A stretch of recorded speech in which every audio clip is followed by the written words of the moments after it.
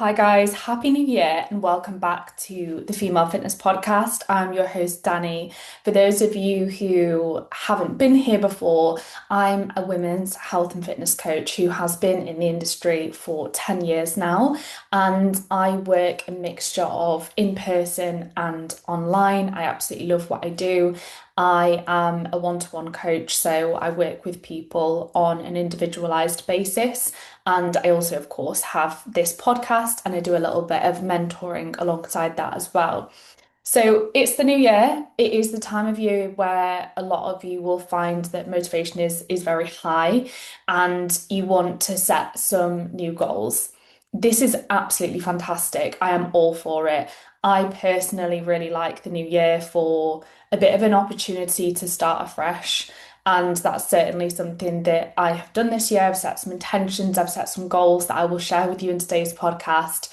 But something that I wanted to kind of talk about in today's podcast is that you probably don't need to completely reinvent yourself. Even if there are things about your life that you want to improve or things about yourself that you want to get better at, we all have those things. Well, most of us do anyway. I know some people are just, content with how they are. That's amazing for them. But a lot of you listening to this podcast will have things that you want to improve or develop about yourself or your life, and that is absolutely okay. But just bear in mind, going back to what I said, that you probably don't need to completely reinvent yourself. You don't need to completely turn your life on its head, and actually placing your focus on small, sustainable changes, whether your goals be personal or whether they be business related, is so much more likely to lead to long-term success than being extreme with your approaches. So that's what I want you to remember, because the extreme approaches, it can be really easy to get drawn in by them because naturally a lot of us are quite impatient. We want progress as quickly as physically possible.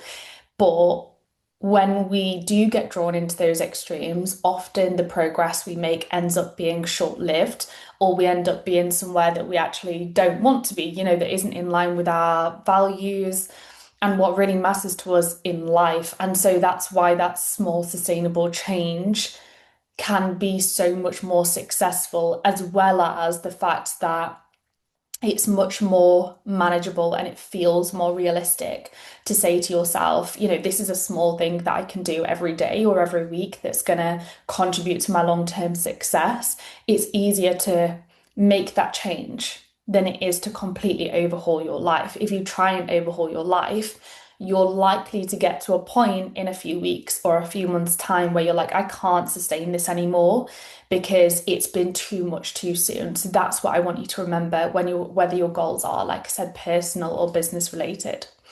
And something that I have done personally, and I would actually encourage you to do as well, is to write down a list of things that you actually like about yourself or that you like about your life, and things that you are proud of yourself for having achieved or overcome or accomplished, or things that you like about your own character and things that you have accomplished or are proud of yourself from the last year. So reflect on that and give yourself credit before setting these new goals moving forward, because that can be, first of all, it's so powerful to reflect. It will teach you so much. You can learn from the last year.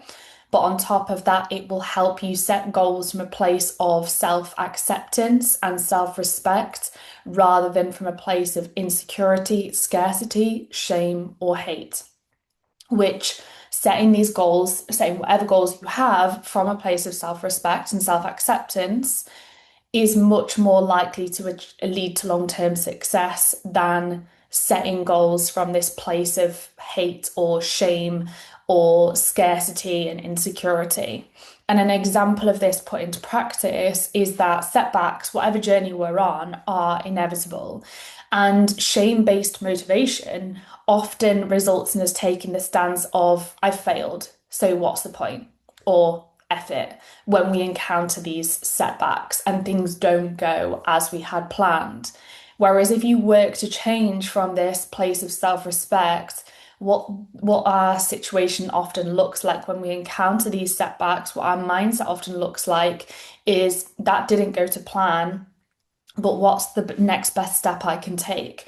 And how can I actually support myself moving forwards rather than you quote unquote falling off the bandwagon? And hopefully, with that example, you can see how the latter, working to change from this place of self-respect and being able to pick yourself back up after a setback and it not interfere with, the rest of your week, for example, is so much more productive when it comes to achieving your goals over the long term. So that's something that I want you guys to have a think about when you're setting goals is to try and strive for healthy striving and setting goals from this more positive place of self-acceptance rather than because you hate yourself or you hate your life.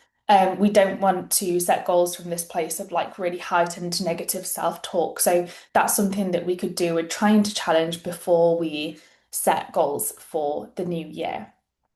So, onto my own goals. I want to share this with you because I think that it will be insightful. I think it's helpful to share bits about your own journey when you're talking about implementing these things for other people as an example of how it can work.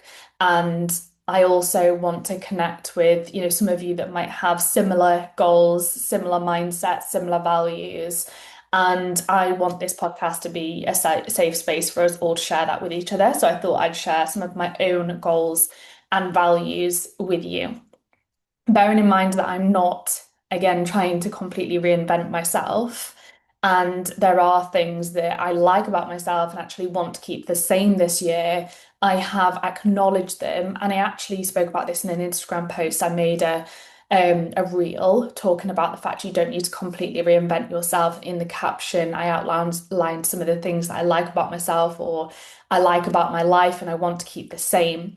And one of those things was the fact that I am already so consistent with supporting my health and going to the gym and exercising regularly. That is something that personally for me, it's almost a foundational part of my life. It's something that I realize impacts me mentally and physically so much that it really matters to me to stay consistent with that. But I have been consistent with it for so long that I don't really need to think about it anymore.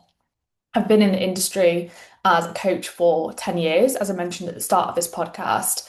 And I've actually been kind of prioritizing my own health and fitness since I was about maybe 16, which I turned 30 this year. So like 14 years, nearly 14 years ago. So as you can imagine, it's like I'm so grateful to be at this place where I don't really have to think so much about like going to the gym anymore or exercising because it's a consistent part of my life. There are still those days where I'm like, oh gosh, like I just don't want to train today, or where stress is really high and you have to pull back a little bit. I have those days just like you guys do, but on the whole, all things health and fitness are a kind of constant part of my life that I don't need to think about too much. And so when I come onto these goals, I don't mention really much health and fitness related, but that's because it's such a foundational part of my life now. It's not because it doesn't matter to me. It's because it's already a constant, and that's something that I personally am really proud of, that I've built that up to be a consistent part of my life that feels like a really positive and healthy addition rather than something that my life revolves around. And I want to keep that the case, but I'm happy with where I'm at. I might do a few races or fitness competitions this year at some point when life calms down a little bit. I've had a lot going on in the background the past few months. But again, it's not something that my whole life will revolve around. It's just going to be an opportunity to celebrate what my body is capable of, to connect with other people, and an opportunity to have some fun with all things fitness. And I also want to say that I do care about the way that I look. I care about my body composition, but again, I'm happy with where I'm at. Like, I feel confident in my own skin pretty much year round, given the fluctuations that we all experience throughout our lives. We all have those days where we might be dew on, where we might be a little bit bloated, and we don't feel so great in our own skin, and that applies to me too. But on the whole, I am really happy in my own skin year round. I like the way that I look, I like my body, and I just pretty much want to maintain now. Like, I wouldn't mind a little bit more growth through my legs. I like having muscle through my lower half, but otherwise, I'm happy with where I'm at. And again, that's why I don't really have any kind of body composition goals as I run through this. But I want you to know again, that's not because I don't care about the way that I look. I do. I have a preference for my body composition, but I'm kind of there. And I want to help as many of you guys get here as possible too, where you're happy, satisfied, and confident in your own skin year round. And fitness has become a really healthy part of your life that adds to it, that you love, that doesn't feel like a lot of effort anymore. And it takes effort to get to that point initially. You will have to work hard to get to that point. But when you're there, the goal then becomes maintenance, and it's so peaceful and it's so liberating when you're at that point where you're happy in your own skin and you no longer have to, actively really push for fat loss or muscle gain. And you don't feel a kind of intense pressure with your fitness goals. You're actually just content with where you're at. It is such an incredible place to get to, and I want to help you guys make all things health and fitness a really positive part of your lives too, that you can sustain. And I want to get you to a place where you can sustain the progress you've made with your performance, with your body composition, with your health, with your fitness. That's what matters to me. That's kind of my mission statement. So if that's you, I am the coach for you. So please don't hesitate to reach out if you are interested in working together at any point. So on to my goals. For context, I wanted to share my values first. So my main core values are authenticity, growth, freedom, love and connection. I've kind of put love and connection together because to me personally, it feels like they should go together. Because connection, well, for me personally, I want to connect with the people that I love and have love for me. And they're obviously different because I would also want to connect with clients. I don't like I guess I love some of my clients in different ways, but I don't have the same love for them as I would a romantic partner, obviously, understandably. So there is a difference between connection and love, but I've personally just put them kind of together because they're kind of the same theme, and that makes sense for me personally as I'm looking at my values. I also have the value of adventure, health, and joy. So that is important context.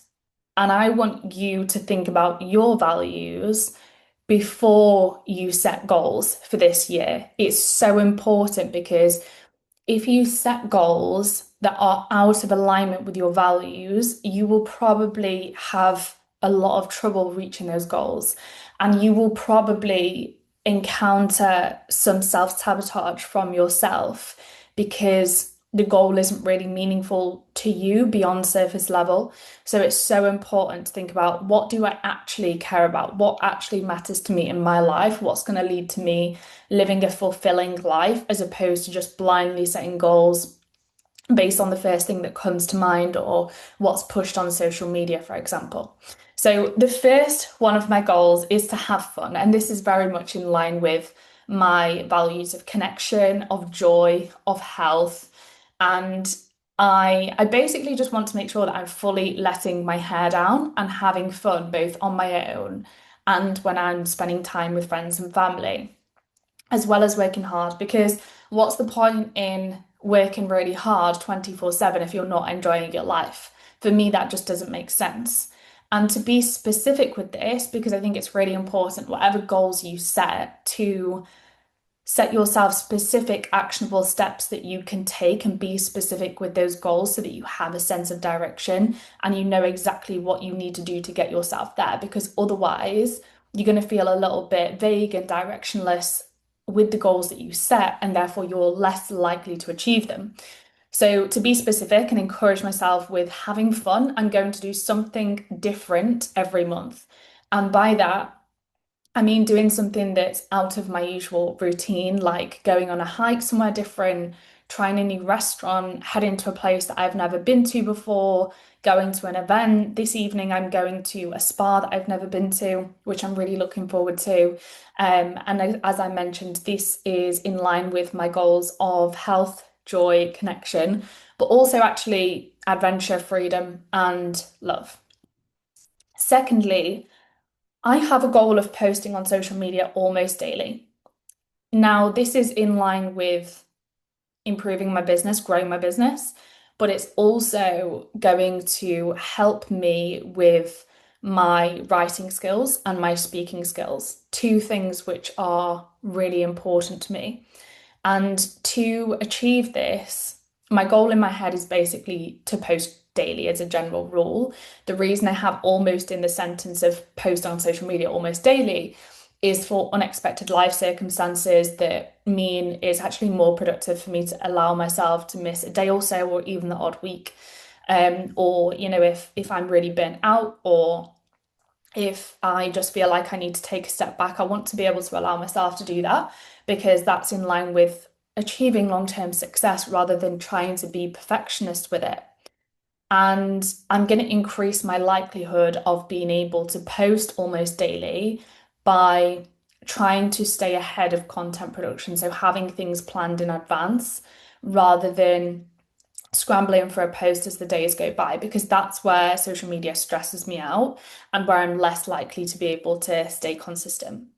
I want to also be able to provide value in my posts and make sure that I'm not just posting rubbish for the sake of it, but I also want to get over the perfectionist mindset I sometimes have towards posting. For example, I don't want to not post a video just because it doesn't look super professional, or not post a podcast because I've not got a full face of makeup on, or I haven't got my microphone, because that's sometimes the mindset that I personally am prone to falling into.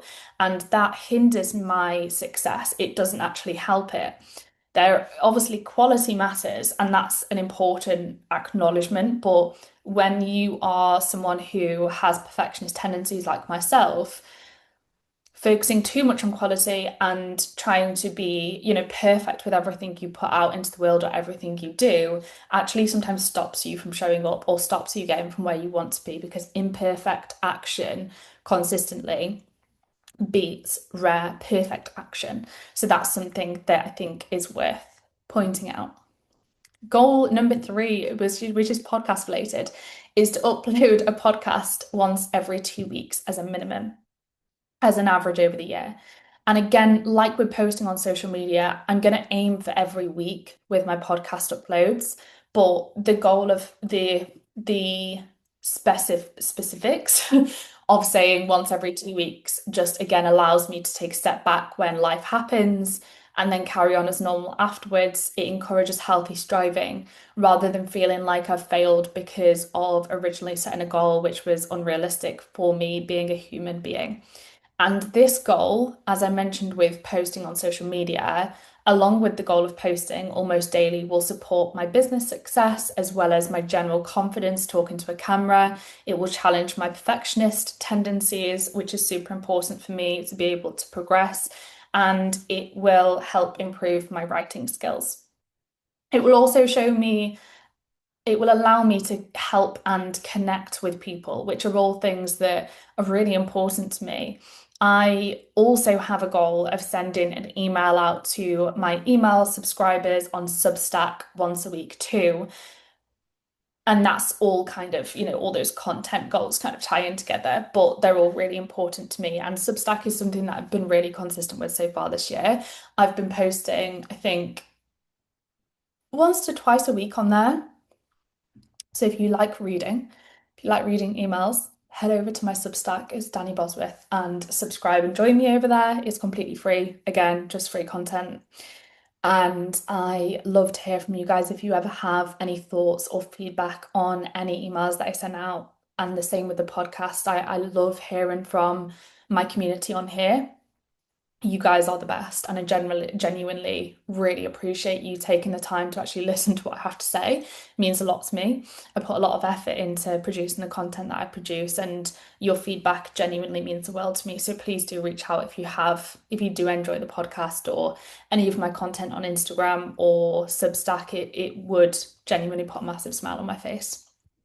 Goal number four is finance related, and it's to build my emergency fund back up to where I'm comfortable with it. So I did have my emergency fund where I wanted it, but I had to dip into that. And I want to, and my emergency fund, just by the way, to give you a bit of context, for those of you who might not have heard people talk about it, is basically a fund for if an unexpected expense comes up or you need to make a big life change so that you've got that pocket of money there to be able to make big decisions. If, like, I don't know, say you wrote your car off, you'd have your emergency fund to fall back on without going into debt or having to borrow money, for example. But it also could be if you had to, say, leave a relationship and start paying your own rent or something like that. It's just a fun to be able to fall back on to allow you to make big decisions and to cover your ass if things go shit. So I want to build my emergency fund back up to where I feel comfortable with it. This will make me feel more safe and secure, both personally and professionally. It'll make me feel generally more relaxed, give me the freedom to make big decisions if I ever want or need to, and prevent me from ever feeling stuck in a situation, whether that be personal or professional. It is also in line with my values of freedom, growth, and health. And how I'm going to go about this is by budgeting so that I know what I need to put away each month with an end date in mind for this goal. I also want to, once I've built my emergency fund back up, I want to invest in a stocks and shares ISA, which will contribute to me feeling safe and secure and having that freedom that I want. But I will focus on achieving the emergency fund first before I start to think too much about the stocks and shares ISA. I also personally have a pension because I run my own business and I will get next to no state pension or anything. So that's something that I already have, but I would like to kind of build on those investments and make sure that I have my emergency fund built back up to where it was after having to dip into it, because that's what it's there for ultimately. If you need to use it, it's there to use. You shouldn't kind of, stop yourself from using it in situations where you need to. But then, it's important, if that's something that matters to you, to then take action to build it back up. Goal number 5 is that I want to invest in my own self-development. So initially for me, in the first kind of part of the year, maybe the first quarter, this is going to look like journaling consistently, which I've already been doing, and going to therapy every 2 weeks, again, which I've already started, alongside doing some educational reading. And I would like to read or listen to 6 educational books over the course of the year. And this will be obviously as well as my usual fiction books, because fiction books they've been such an incredible part of my life. Like, since I started reading fiction, my ability to switch off is so much better. My mental health is so much better. My sleep has improved. I generally read fiction books either first thing in the morning before I crack into work or before I go to bed. And when I read fiction before I go to bed, like I said, I sleep so much better. There'll be some times where I'll watch TV instead, or, things like that. I'll be flexible with what I do. But yeah, generally, fiction reading has just really allowed me to kind of completely switch off and go to another world and not think about work, which is something that I personally have previously struggled with. It's also allowed me to connect with a lot of other people who read similar books as well, and has opened my eyes up to a whole other world. I also think that it has helped with my writing and reading skills in general, even though it's fiction, because I used to be one of those people who read self-development all the time and thought that, every minute of my time had to be spent being productive, but actually that was killing my productivity. It wasn't helping it. And since I've read fiction books, I've actually been so much more productive and efficient during my working hours. So that's something that I would always take into account if you're someone who is a hard worker and feels that pressure to fill every minute of your day with something quote unquote productive, is that sometimes that can actually result in you being less productive, less efficient, and procrastinating more. So, yeah, I want to read some educational books this year, but I also want to keep my fiction in. I don't want to replace the fiction with education. And an example of how I'm going to structure this, how I think I'm going to structure this moving forwards, is if I ever have, say, a reading break in the day, if I need 5 minutes away from my laptop, or I have extra time in the day or on my lunch break, that's where I'll probably read my non-fiction, my education. And then when I'm trying to actively switch off in the evening, that's where I'll read my fiction. I won't let I won't do the education stuff before bed because that for me would not help me sleep at all. So I'm not dipping into that. And the first book I'm reading is The Psychology of Money. And that kind of ties into my finance goals for the year. And this might change over time in terms of the services, courses, or resources I choose to invest in, whether that investment be my time or money. But I'm clear on my initial focus for the first quarter. I'm very specific with that. I've already started therapy. I've already started the psychology of money. And I am excited to continue with those things. And then I'll reassess after the first quarter on what is the most appropriate thing for me to invest on, whether that be financially or time-wise. And other services for context that I have personally invested in the past are mentorship, courses, fitness coaching, and resources, all of which have been incredible for me. And in response to today's podcast, I would love to hear about your goals if you would feel comfortable sharing any of them with me, as well as the things that you actually like about yourself or like about your life or are proud of yourself for that you want to keep the same, that you don't feel a need to change. So if you would feel comfortable sharing that with me, please drop me a direct message on Instagram. I'd genuinely love to hear from you. I'll put my Instagram handle in the description below for any of you who do feel comfortable sharing, and I look forward to hearing from you. I'll look forward to following along with your journeys and seeing you achieve your goals this year. I have a really good feeling about this year personally. I just feel as though there I feel like I'm getting more and more myself as the years go on and kind of learning more about myself every single year. And this last year for me has been really tough in a lot of ways. However, I've learned so much and I've also had really positive experiences. And I am looking forward to kind of stepping into a new year, having learned even more about myself and being more confident of like where I want to head and stuff. So, I am excited to share that with you this year as well. If any of you have any requests for podcasts that you'd like me to record, it can be absolutely anything.